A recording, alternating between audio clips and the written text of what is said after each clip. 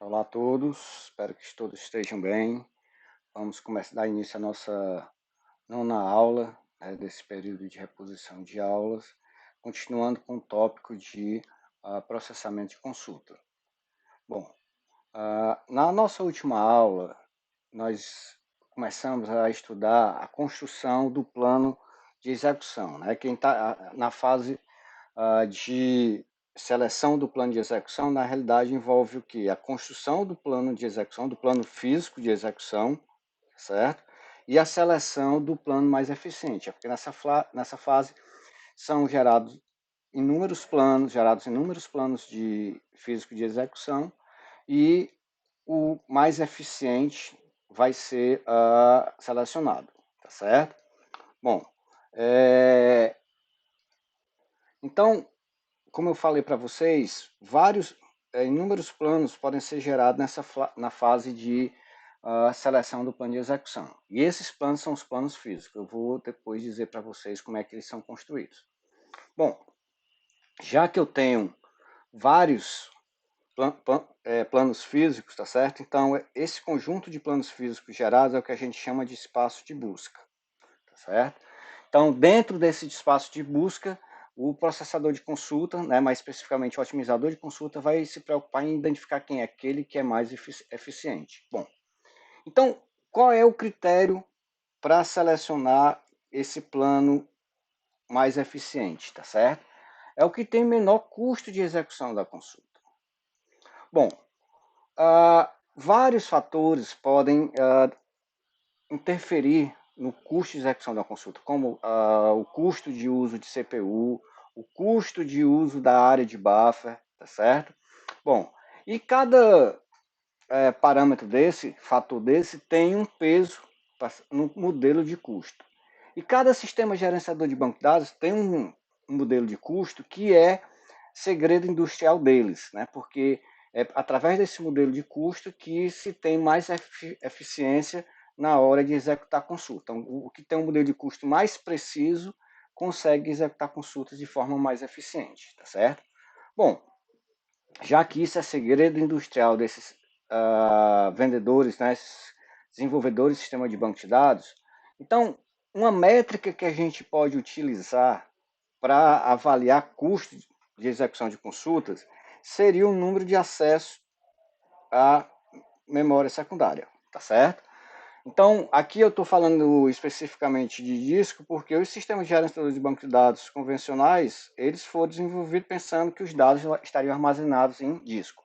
Mas a gente já sabe que existem outras mídias para armazenamento em memória secundária, como as memórias de estado sólido, tá certo? Então, a ideia aqui é que a nossa métrica utilizada para avaliar o custo de execução de consulta vai ser o quê? A quantidade de operações de entrada e saída em memória secundária, disco ou memória SSD, tá certo? Bom, então é que eu estou mencionando aqui, é a métrica que a gente vai adotar no nosso curso para fazer a avaliação do custo de execução de consultas, tá certo? Mas, com certeza, isso fica muito próximo dos modelos reais, dos sistemas de banco de dados comerciais, tá certo? Bom, e aí a gente viu que para identificar quem é o plano mais eficiente, o sistema de banco de dados ele precisa de parâmetros, de estatísticas para estimar o custo de execução de cada consulta. Então a gente viu que a gente precisa da cardinalidade da tabela, que é a quantidade de tuplas da tabela, o tamanho da tabela em páginas, tá certo? A tabela R a gente vai chamar de PR, tá certo? Bom, eu tenho esse parâmetro que a gente chama de VAR, que é a cardinalidade da projeção de R sobre o atributo A, tá certo? Então, ou seja, VAR significa o quê? Quantos valores distintos de A eu tenho na tabela R, porque como eu estou tendo a projeção, tá certo? E estou retornando só o atributo A, eu vou eliminar as repetições, tá certo? Então, por exemplo, se o A é uma chave primária, tá certo? Então, o que eu estou perguntando aqui para vocês, se o A for uma chave primária, quanto é que seria o VAR? Então, o VAR seria o quê? Igual a cardinalidade da tabela, Por quê? Porque não há repetição. Então aqui, se o A for chave primária e eu quero saber o VAR, tá certo? Então o VAR vai ser igual a quê? A cardinalidade da tabela. Porque eu não tenho repetições para o atributo chave primária, então o VAR será igual à cardinalidade da tabela. Um outro parâmetro importante, tá certo? É o que a gente chama de fator de página, que é o número de tuplas, tá certo? Que cabem em uma página, número de tuplas de uma tabela que cabe em uma página do banco de dados, tá certo? Então aqui é o fator de página, número de tuplas de uma tabela que cabem numa página, podem ser armazenadas em uma única página. Bom, e aí a gente viu também o fator de seletividade. Esse parâmetro aqui é fundamental, tá certo? Na estimativa de custo para executar a consulta, tá certo? Então, esse fator de seletividade, ele me dá o quê? O número médio de tuplas que satisfazem uma determinada condição de seleção, tá certo? Bom, então, qual é a métrica com relação ao fator de seletividade? É medir a eficiência do filtro. Então, eu estou querendo medir a eficiência quando a condição de seleção é um filtro de tupla. Então, eu estou querendo medir, através da fator de seletividade, a eficiência do filtro. Ou seja, quanto mais restrito for esse filtro, nessa condição de seleção, melhor será o meu fator de seletividade, tá certo? Então, uma alta seletividade vai me dizer o quê? Que eu vou retornar um baixo número de tuplas no resultado. E uma baixa seletividade, tá certo? Eu vou retornar um número alto de tuplas no resultado. A gente vai ver na estimativa de custo, principalmente em operações de seleção com index seek, o quanto isso vai, o fator de seletividade vai ser importante para estimar o custo. Então a gente vai ver o seguinte, que o fator de seletividade alto, eu tenho um menor custo para a consulta. E um fator de seletividade baixo, eu tenho um maior custo para executar a consulta. Bom, e aí a gente viu também, mencionei com vocês, que antigamente isso era computado através dessas regras aqui, tá certo? E que hoje em dia os sistemas de banco de dados modernos, eles trabalham com o quê? Com histogramas, tá certo? Que a ideia é medir a frequência de ocorrência de cada valor distinto para um determinado atributo na tabela. Então, eu falei para vocês que são gerados automaticamente, no caso principalmente do SQL Server, tá certo? E são gerados sempre o quê? Que eu tiver atributos que aparecem em consultas como condição da operação de seleção. Então, se eu tenho um atributo que aparece como condição de uma operação de seleção, então o SQL Server começa a gerar um histograma e atualizar o histograma para esse atributo. Ou o atributo que aparece em condição de operação de junção. É uma outra condição para se criar um histograma para o atributo. Ou atributos que aparecem como argumentos em cláusulas group by. Tá certo? Então, nessas três situações aqui, o SQL Server, por exemplo, cria automaticamente histograma para esses atributos. Tá certo? E uma outra condição para se criar histogramas, eu vou mostrar isso para vocês, é quando os atributos eles são utilizados como chave de busca em estruturas de índice. Então, toda vida que eu criar uma estrutura de índice, tá certo? No caso específico do SQL Server, ele vai criar um histograma para quem? O atributo ou os atributos que compõem a chave de busca, tá certo? Então, toda vida que eu tenho atributos que aparecem na condição de seleção, na condição de junção, ou argumentos de cláusula group by, ou atributos que são utilizados como chave de busca em estrutura de índice, o SQL Server está criando histogramas para esses atributos.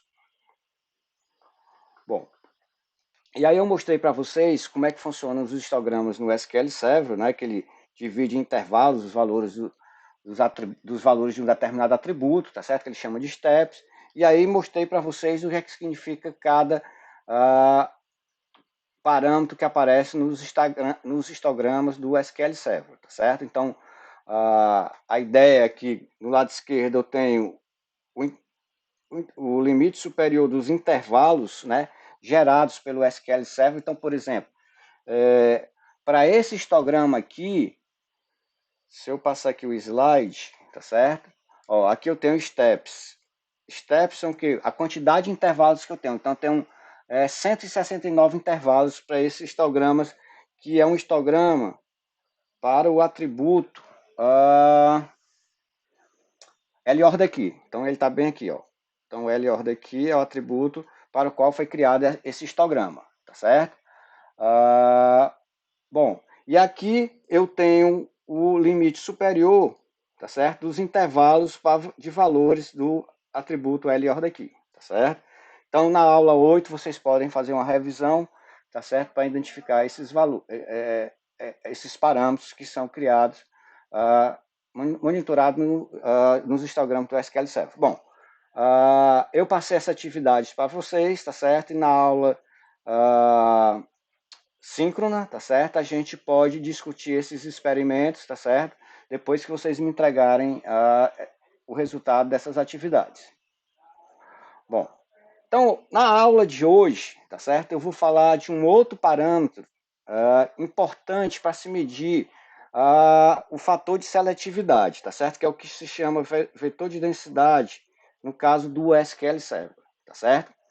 Bom, o vetor de densidade, ele é definido por 1 dividido por dv. O que é esse dv? dv representa o número de valores distintos para cada prefixo do conjunto de atributos.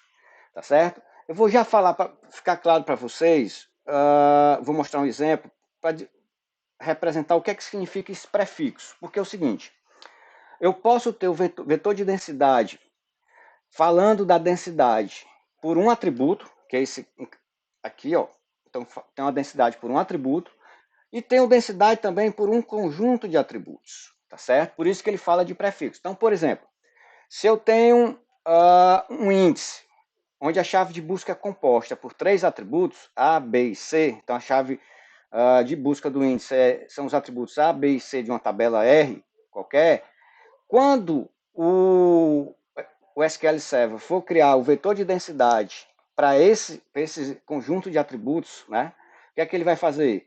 Ele vai criar, vai identificar a densidade de cada prefixo. Se eu tenho os atributos A, B e C, quem seriam os prefixos A, AB e ABC, tá certo? Eu vou mostrar para vocês um exemplo e vocês vão perceber que isso realmente ocorre, tá certo? Bom, então a ideia que está por trás desse vetor de densidade é indicar a taxa de valores repetidos para um determinado atributo ou um determinado conjunto de atributos, tá certo? E a ideia é que quanto menor o fator dv, que é o número de valores distintos para um prefixo de atributos, tá certo? Conjunto de atributos, tá certo? Maior a densidade de valores repetidos. Ou seja, quanto menor for o meu número de valores distintos, maior é a quantidade de valores repetidos, tá certo? E isso vai afetar o fator de seletividade por quê? Porque quanto mais vierem tuplas de uma condição de seleção, é porque eu posso ter muitas repetições, tá certo? Então essa seletividade aí é baixa. E isso vai ser ruim, tá certo? Porque vai aumentar o quê? O custo na execução da consulta. Isso a gente vai ver mais na frente, tá certo? Bom, então eu vou mostrar aqui para vocês, no SQL Server, tá certo? A ideia do vetor de densidade. Então, por exemplo, então aqui vocês estão vendo a interface gráfica do SQL Server, tá certo? E eu estou pedindo aqui, tá certo? Para ele construir, né? Ou, na realidade, desculpa, para ele mostrar o vetor de densidade, ó, do atributo part key da tabela line item, tá certo? Então eu quero o vetor de densidade de L part key, vocês estão vendo aqui, tá certo? De quem? Da tabela line item. Então esse é o comando para a gente ver o vetor de densidade, tá certo? Então dbcc show statistics, tá certo? Inclusive no slide, na versão do slide que vocês estão tendo, não tem esse underscore entre show e statistics, tá certo? Aí eu já vou postar uma versão corrigida, mas para vocês ficarem atentos que existe esse underscore, que é isso aqui que eu estou falando, ó. Que na versão anterior dos slides estava sem esse underscore e isso está errado, tá certo? Bom, então vou aqui executar essa consulta, E aqui, ó, o SQL Server vai me mostrar, desculpa porque não abriu o TPCH. Então deixa eu abrir aqui o TPCH, naturalmente, senão ele não ia encontrar nunca a estatística para essa tabela, porque estava no master. Então estou esperando aqui ele permitir que eu abra o TPCH.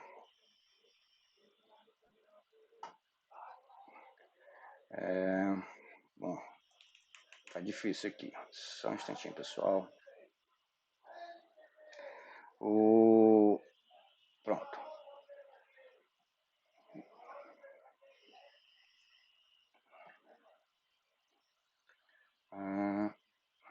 Infelizmente isso ocorre em aulas remotas também, tá certo? Bom, deixa eu ver aqui. Se eu tentar fechar a janela aqui da minha máquina virtual, nem isso eu estou conseguindo.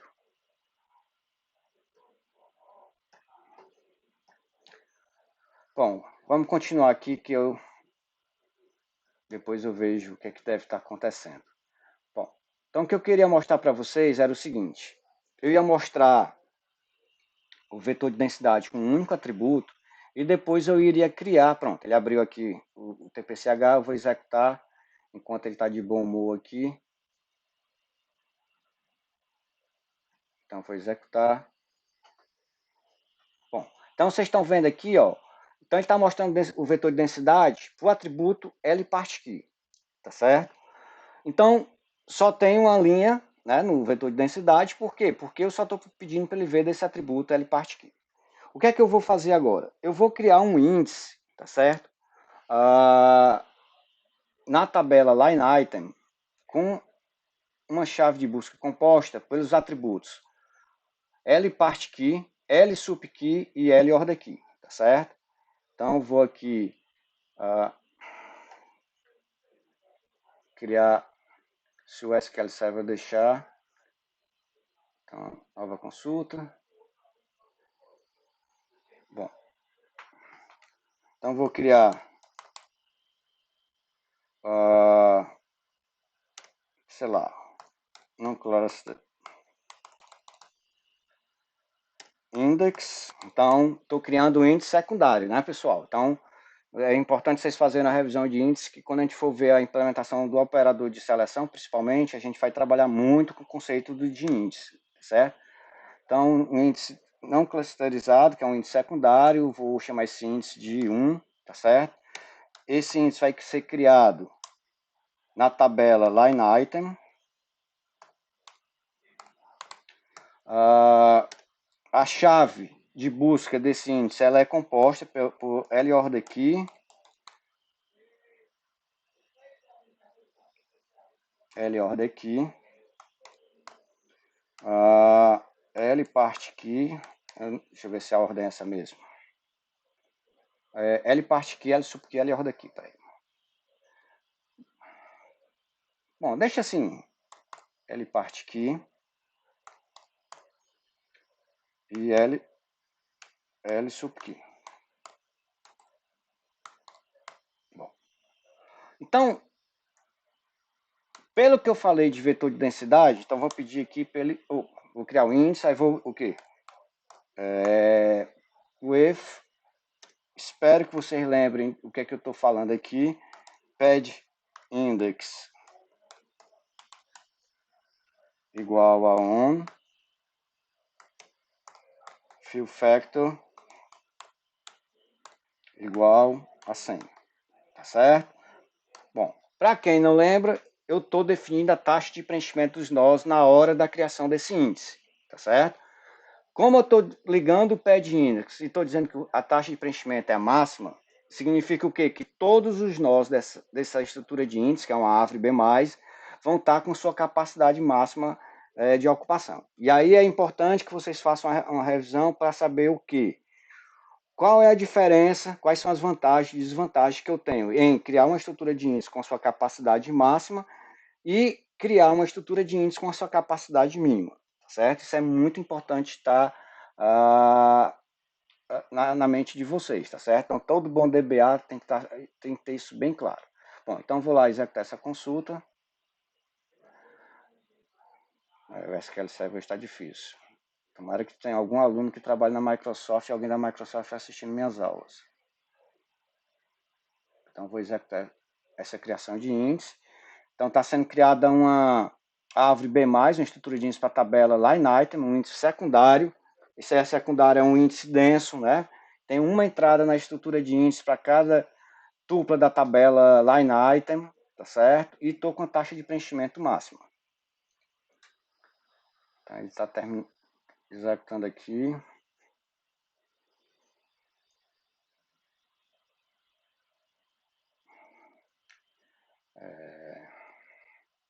Bom, realmente está muito lento hoje. Eu não sei o que pode estar acontecendo. Bom, mas de qualquer forma está sendo criada essa estrutura de índice. E aí eu mudei a ordem, tá certo, dos atributos da chave que compõe a chave da minha chave de busca do meu índice. Então aqui está L part key, L sub key, L ordem aqui. Lá no vetor de densidade, se tivesse essa ordem aí das chaves, ia aparecer lá a densidade para L part key, depois a densidade para L part key, L sub key, depois a densidade para L part key, L sub key e L ordem key. Só que eu criei uma ordem diferente. Então o vetor de densidade aqui, né, quando eu puder mostrar para vocês, ele vai ter o quê? A densidade para L ordem key, a velocidade para L part key, desculpa, a densidade para L ordem key, a densidade para L ordem key e L part key, e a densidade para L ordem key, L part key e L sub key. E o que é que significa essas diferentes densidades? Significa o seguinte: quando ele fizer só L part key, a densidade seria o quê? A quantidade de valores não repetidos para L part key, a densidade desses valores. L sub key, L part key, L sub key seria a densidade de valores não repetidos para L part key e L sub key, com a composição desses dois atributos, que aí são os prefixos. E depois teria a densidade para L part key, L sub key e L order key, ou seja, a taxa de ocorrência de valores não repetidos para a combinação para o prefixo L part key, L sub key, L order key. Deixa eu voltar aqui para o L. Pronto. Finalmente ele conseguiu criar o índice, né? E aí eu vou pedir para ele mostrar agora. Então agora eu quero que ele me mostre o vetor de densidade para quem? Para o índice, né? Que é o vetor de densidade para os três atributos chave de busca do índice. Então, meu índice é I1, então vou pedir para ele me mostrar o vetor de densidade para os conjuntos de atributos que compõem a chave de busca de I1. Bom, aí, ó, vocês estão vendo aqui as colunas, aquilo que eu falei para vocês. Então, aqui ele está mostrando primeiro a densidade de quê? Da coluna L ordem aqui, ou seja, eu estou checando, estou identificando qual é a taxa de ocorrência de valores únicos para L ordem key. Depois eu vou fazer para quem? Para L ordem key, L part key, tá certo? Ou seja, eu quero identificar a taxa de ocorrência de valores únicos para a combinação dos atributos L ordem key, L part key nessa ordem, tá certo? E depois a taxa de ocorrência de valores únicos para quem? Para L ordem key, L part key e L sub key. Então é a combinação de valores desses três atributos, e aí ele vai calcular a densidade, ou seja, a taxa de ocorrência de valores únicos ou não repetidos para a composição desses três atributos. Tá certo? Então vamos voltar aqui para os slides.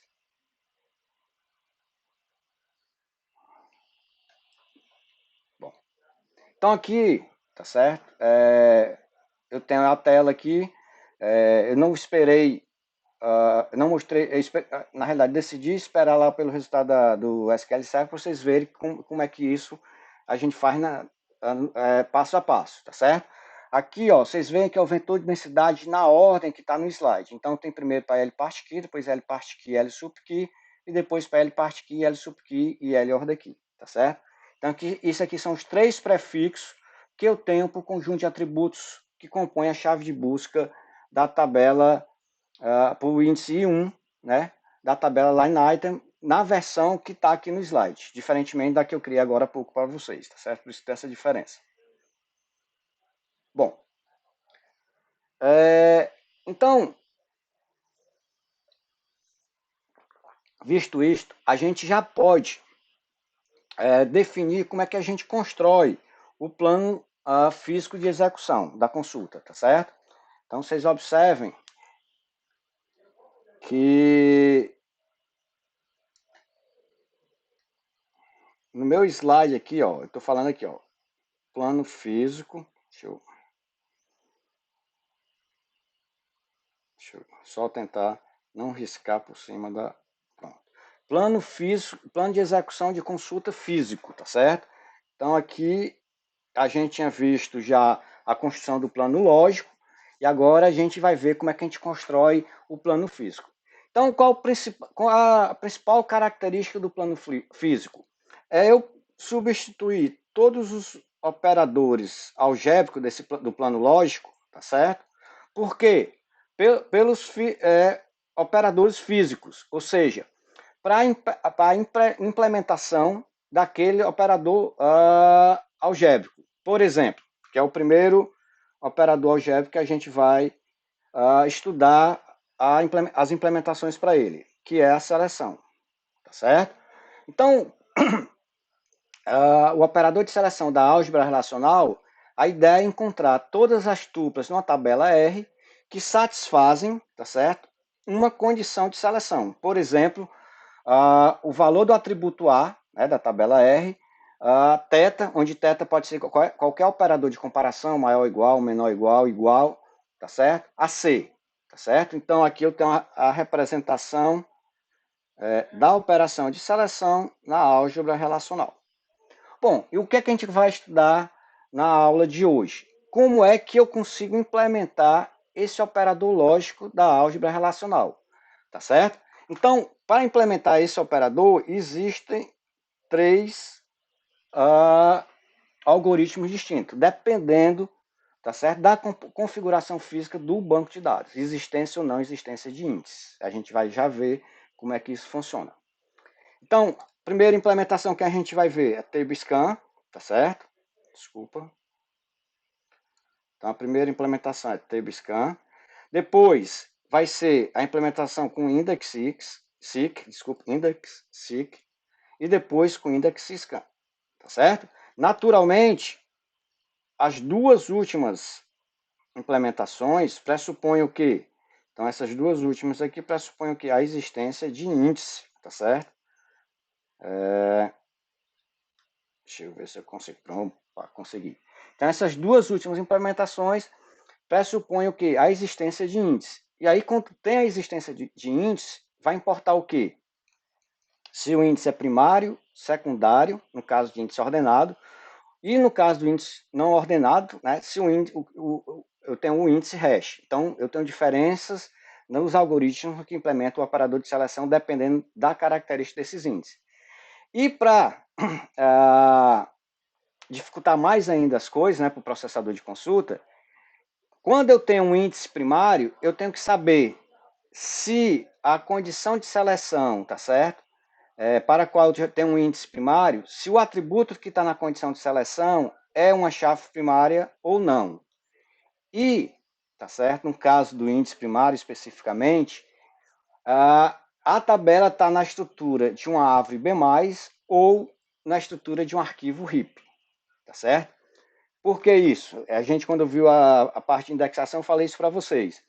Quando a gente cria índice primário, por exemplo, no SQL Server, ele automaticamente já organiza a tabela como uma árvore B+, onde as folhas da minha árvore B+, são páginas de dados da minha tabela, tá certo?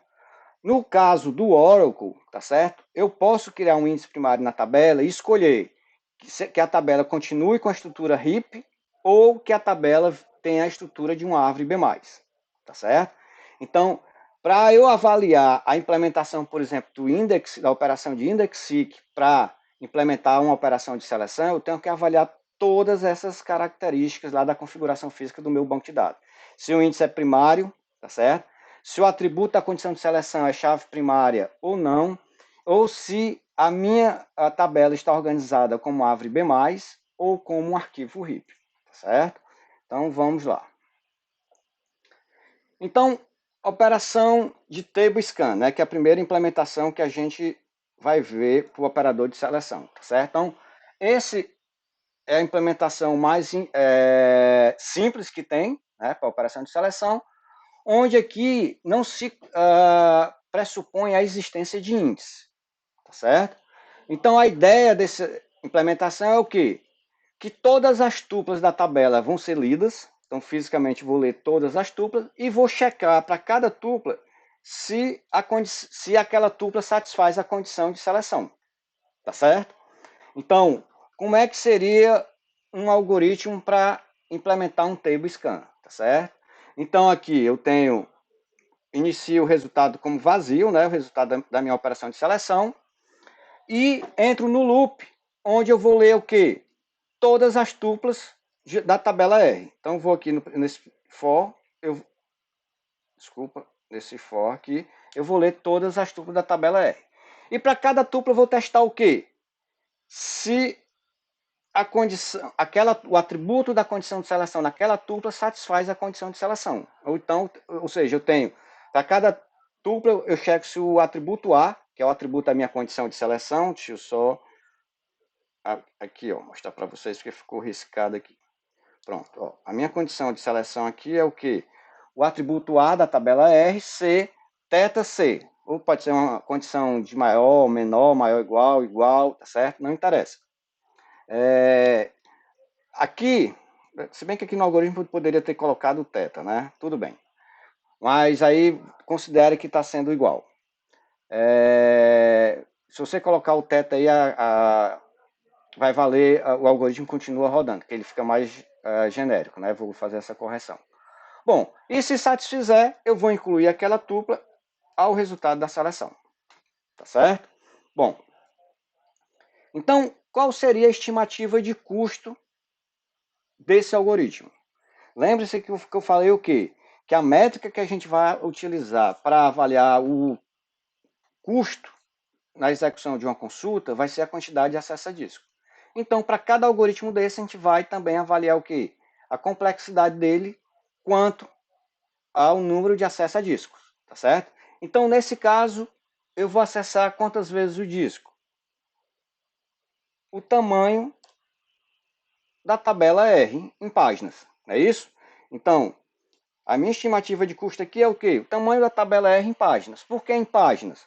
Porque lembre-se que eu falei no início do curso que o sistema de banco de dados, o SGBD, ele enxerga o banco de dados como sendo um conjunto de páginas. Então, a página é a unidade de acesso do SGBD ao banco de dados. Então, para ler ou gravar, ele está sempre gravando uma página, tá certo? Então, por exemplo, no SQL Server a página tem 8K, no Oracle eu posso definir o tamanho da página, se é 4, são 8K ou 16K, tá certo? Bom, então essa é a estimativa de custo para o meu algoritmo de table scan. Bom, aí agora eu venho para uma outra possível implementação da operação de seleção, que a gente vai chamar de index seek, tá certo? Bom, para isso, para que eu tenha essa implementação, né, esse operador físico, é necessário o quê? Que exista um índice, tá certo? Definido na tabela R, tá certo? Então tem que ter um índice, tá certo?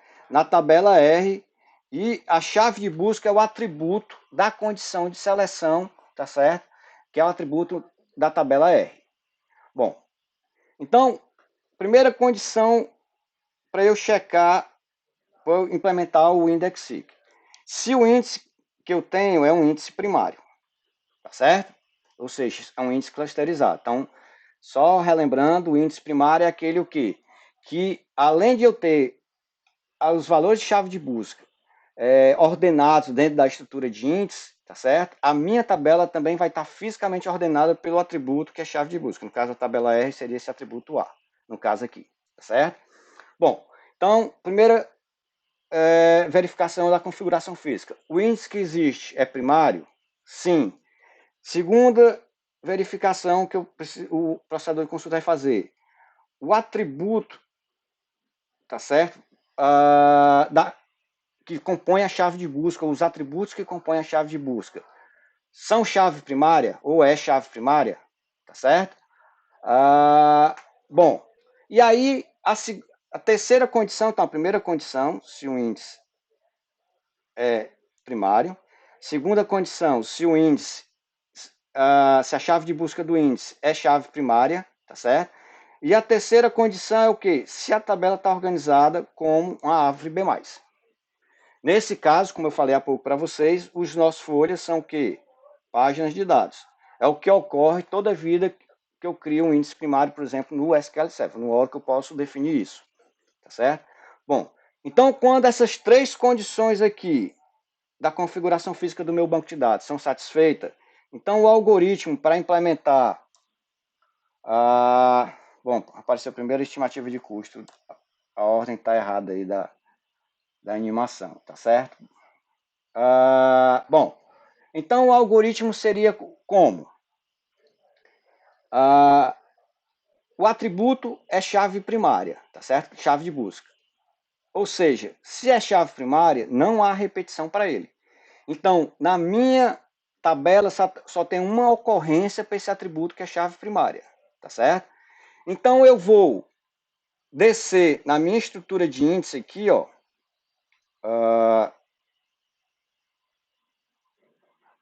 Eu vou descer na minha estrutura de índice para encontrar o nó folha, tá certo?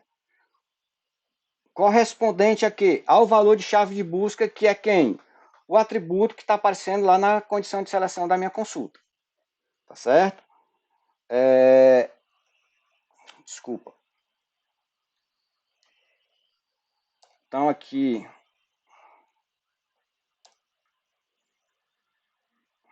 deixa eu remover aqui. Não estou conseguindo remover os riscos, mas tudo bem. Então, como é que funciona esse algoritmo? Então, o meu resultado é vazio, inicializo com vazio. O K, eu atribuo o valor lá o atributo da condição de seleção, eu atribuo ao K, né? E vou fazer uma busca na minha árvore B+, por um novo folha, tá certo? Que tenha ou que seja associado ao valor K. Por que seja associado? Por exemplo, eu tenho um nó folha que tem como primeiro valor de chave de busca 7, tá certo? E eu estou procurando, a minha condição de seleção é o atributo chave de busca A ser igual a 5, tá certo? Então, eu não tenho 5 lá no meu nó folha, tá certo? Por quê? Porque o meu índice primário ele pode ser espaço. Então, mas eu sei que associado a o valor 7, então aqui eu tenho, deixa eu desenhar aqui. Então aqui tem o meu nó folha, aqui eu tenho o valor 7 e a condição de seleção é o A ser igual a 5. Então eu sei o seguinte, esse aqui é o primeiro nó folha à esquerda que tem da minha árvore, tá certo? Para facilitar aqui o exemplo. Então eu sei o quê? Bom, o 5 não está aqui, mas eu sei que esse ponteiro aqui está apontando para uma página de dados onde todos os valores de chave de busca, tá certo? Vão ser o quê? Menor ou igual a 7. Então, como a minha tabela está organizada como uma árvore B+, tá certo? Lembre-se disso. Então, nesse nó aqui, eu já encontro quem? A tupla, se existir a tupla com chave de busca igual a 5, tá certo? Com o atributo A igual a 5. Bom, então, nesse caso, qual é a estimativa de custo para essa implementação da operação de seleção? É a altura da árvore, tá certo? Ou seja, eu chego no nó folha e nesse nó folha eu já encontro toda a tupla, tá certo? Todos os atributos da tupla que satisfaz a condição de seleção, caso ela exista. Só para ficar claro para vocês, deixa eu mostrar aqui um exemplo no SQL Server, tá certo? Ó, então vamos lá. Eu queria só tivesse melhorado um pouquinho aqui, o tempo que a gente está perdendo aqui para executar as coisas no SQL Server.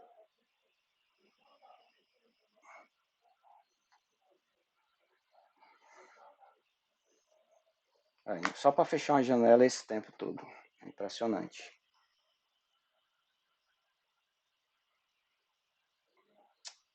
Eu não quero salvar, ainda perdi tempo com isso.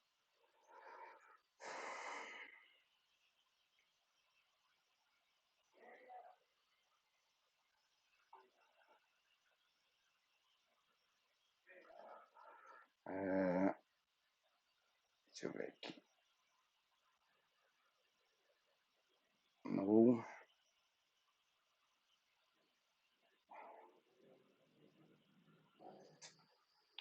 Bom, então vamos fazer o seguinte.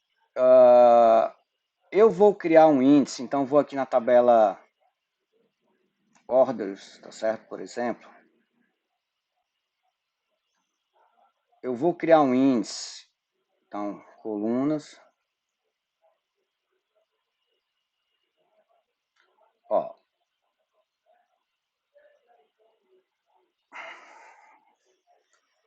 Infelizmente aqui, ó, como está definido meu TPCH, tabela ordem aqui do meu TPCH, o atributo ordem aqui, ele está permitindo nulo, tá certo? O que é que acontece? Eu não posso definir uma chave primária para esse atributo, já que ele tem valor nulo.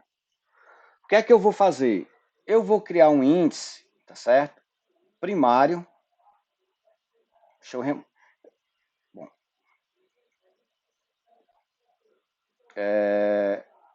Vou aqui criar um índice primário.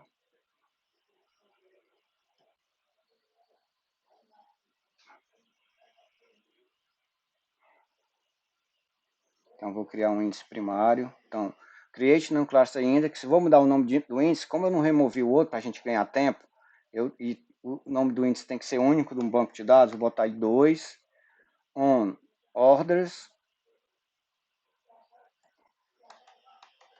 tabela orders, não é isso?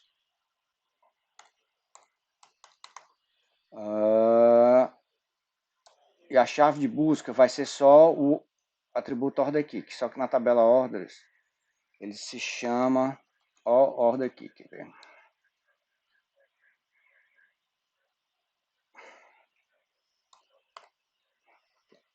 Então vou aqui corrigir.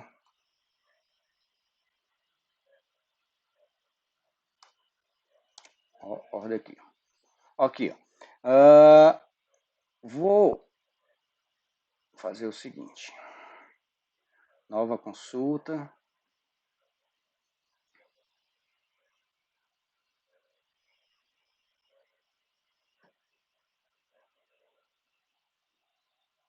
Então vou fazer o seguinte, eu vou botar aqui um select asterisk from orders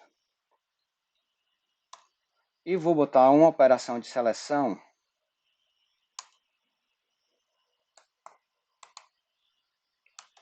que seja cuja condição de seleção vai ser o seguinte, o L order aqui é igual, sei lá, 999, peraí. 999. Não, 9.999, pronto. Não é L ordem aqui, desculpa, pessoal. É O ordem aqui. Ordem aqui, tá certo? Vamos lá. Então, eu vou pedir para ele mostrar o plano de execução antes de eu criar o índice. Então, aqui, ó. Então, só para vocês verem aqui que o que eu falei até agora é verdade. Então, eu pedi para ele mostrar o plano de execução, tá certo?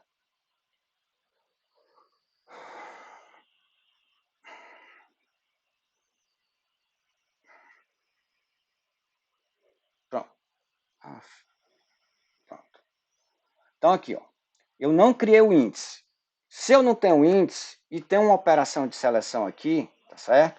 O que é que aconteceu? Ele executou o quê? O table scan, ou seja, ele leu todas as tuplas da tabela, né? leu todas as páginas da tabela, e para cada página leu todas as tuplas, e checou se tinha tuplas que satisfaziam essa condição de seleção aqui, certo? Então, a minha condição de seleção é essa aqui, ó, tá certo?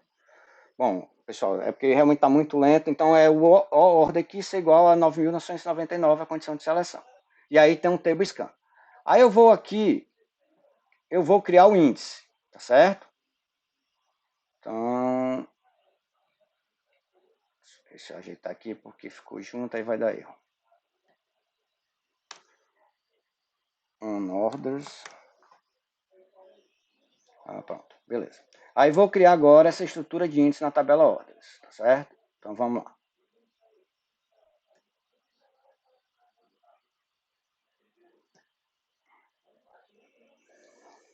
Então aí, esperar ter paciência para ele criar a estrutura de índice. Enquanto isso, vou beber uma água.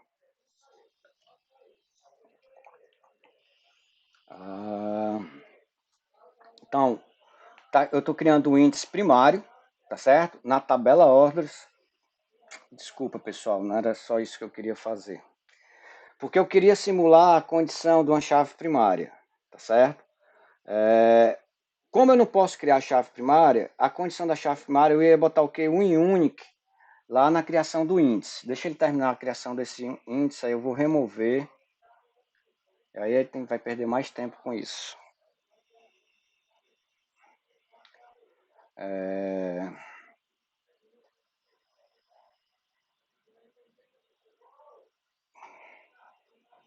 Porque é o seguinte, então eu mostrei para vocês que quando eu não tenho índice, ele executou o table scan, certo? E aí eu tenho essa minha estimativa de custo. E agora, tá certo? Eu tenho um índice primário. Eu vou simular que aquele atributo vai ser chave primária. Como é que eu vou simular? Eu vou dizer, na hora de criar o índice, que aquele atributo é unique, que aí é a semântica lá da chave primária, tá certo? E aí ele vai criar, como o índice é primário, o SQL Server já organiza a tabela como sendo uma árvore B+. Então aqui ele criou o índice, né? Mas infelizmente eu vou ter que remover para acontecer o que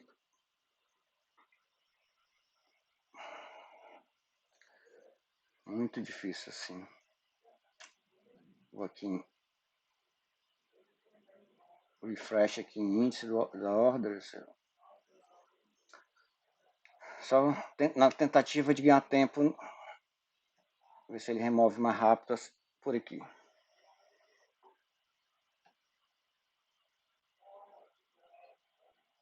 Então vou remover essa estrutura de índice que a gente criou, não era como eu queria criar.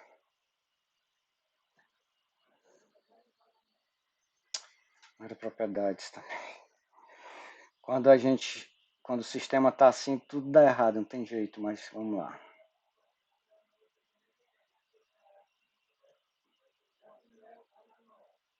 Eu quero deletar essa estrutura de índice. Vamos lá, ver se ele deleta.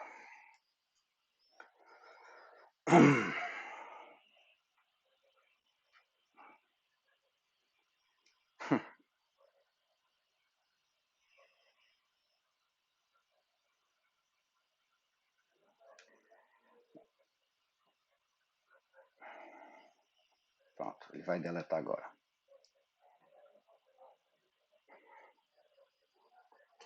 Então ele está deletando a estrutura de índice. Pronto. Então não tem mais índice aqui na tabela ordem. Vocês estão vendo aqui do lado esquerdo, tá certo? Ó, não tem mais índice. E aí eu vou criar o índice como sendo unique, tá certo? Como eu falei para vocês, para simular como se ele fosse uma chave primária. Unique.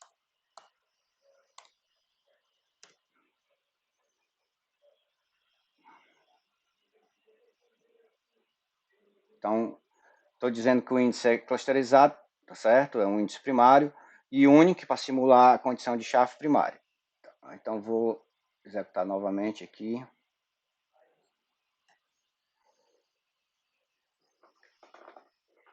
Aí a gente tem que esperar um pouco até conseguir executar.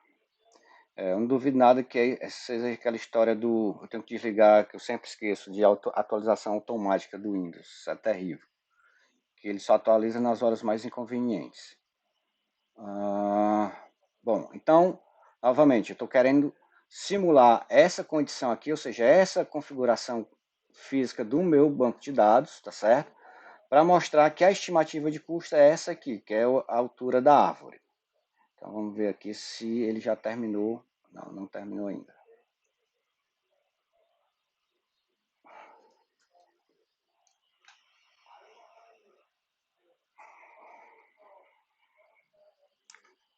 Bom, como ele está demorando muito, tá certo? Eu vou só esperar eu mostrar isso para vocês, aí a gente termina a aula. E na próxima aula, que eu queria que a gente visse nessa aula, a gente vai falar do IndexSeq, tá certo? Começar falando do IndexSeq, considerando que o índice, tá certo? É primário, como no caso anterior. O atributo que é chave de busca é chave primária, tá certo? Como no caso anterior.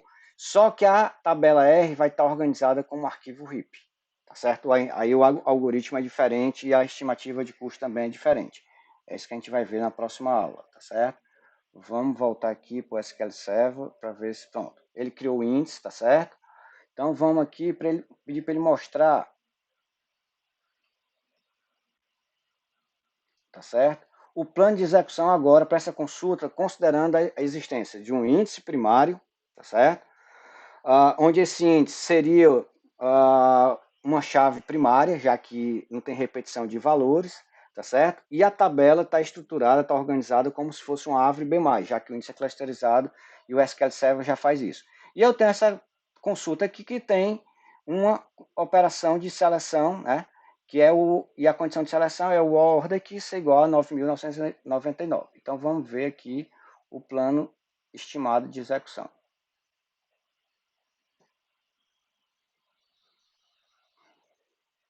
Pronto. Então veja aqui, ó, o que é que ele fez? Um index-seek, tá certo? Então não existe mais uma ida à tabela. Por quê? Porque a minha tabela já é uma árvore B+, tá certo? Então ele só faz o que? Uma operação de index-seek. Se alguém quiser checar isso, tá certo? Como o SQL Server não permite a tabela ficar como arquivo RIP, mesmo tendo depois eu ter criado uma chave primária, se eu colocasse aqui o índice, tá certo? Como sendo um índice secundário, ele teria que ir em disco. Por quê? Porque a minha tabela no índice secundário não está mais organizada como uma árvore B+, e sim como um arquivo RIP, tá certo? Então aqui vocês estão vendo o que aconteceu foi uma operação de seleção, tá certo? Onde eu tenho um índice primário criado para a tabela, onde a chave de busca seria a chave primária, não tem repetição, tá certo?